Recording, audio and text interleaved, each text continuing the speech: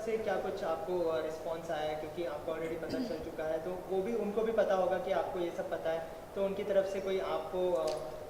Call आया bribe के लिए? नहीं, अभी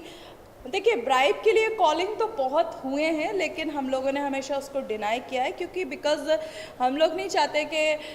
वो लोग हमें किसी भी बात को हाँ या ना को, या हमारे कुछ भी सवाल को उल्टा दिखाकर मीडिया के सामने पेश करते हैं और ये कहते हैं कि अर्शी खान ने मुझे घूसखोरी या ब्राइब के लिए डिमांड किया है, अर्शी खान मुझसे इतना पैसा चाहती है। तो हम लोगों ने इस चीज़ को शुरुआत से डिनाई किया है कि हमें पैसे की कोई नीड नहीं है, हम लोग को सिर्फ एक कार्रवाई चाहिए कि हमने अगर उनके ऊपर के इल्ज़ामात लगाए हैं, अगर हमने उनके ऊपर सेक्स रैकेट का, ड्रग्स का, हवाला का जो भी किया है, अभी जैसे मैं जो एडिशनल सीपी रैंक के ऑफिसर्स हैं उनके लिए बोल रही हूँ, तो मतलब हम ये चाहते थे कि कार्रवाई हो आगे। मतलब इंडिया के सामने जो इतना बड़ा मुद्दा बना हुआ है उसका कुछ ना कुछ तो रिजल्ट निकलना चाहिए। अभी 2 महीना हो गया, कोई फाइनल डिसीजन नहीं निकल रहा है। पुलिस को ऑलरेडी हम लोगों ने, चाहे जोशी साहब हों, डॉली विंद्रा हों, मैं हूँ,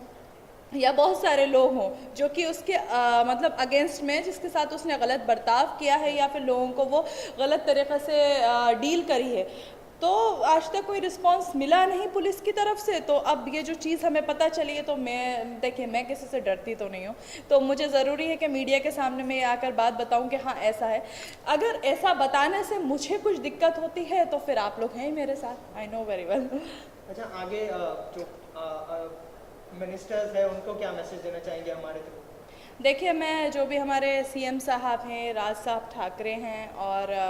बहुत सारे जितने भी पॉलिटिशियंस हैं, मैं उनसे सिर्फ इतना ही कहना चाहती हूँ कि हमने जो काम किया है, जो लोगों के सामने लाए हैं, उनको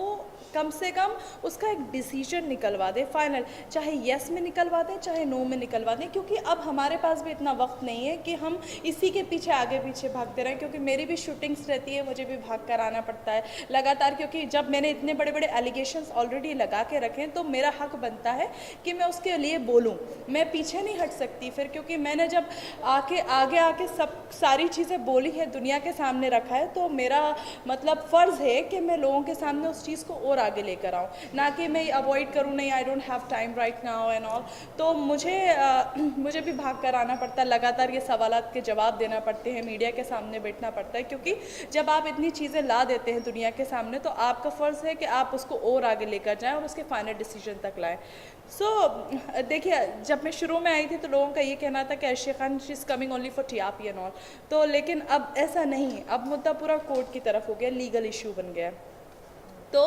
अब न सिर्फ पॉलिटिशियंस जो हमारे हैं, मैं उनसे ये कहना चाहती हूँ कि अब कुछ टाइम देकर इसका फाइनल डिसीजन निकलवा दें, और चाहे येस हो नो हो, आहर पार कर दें, दैट्स इट।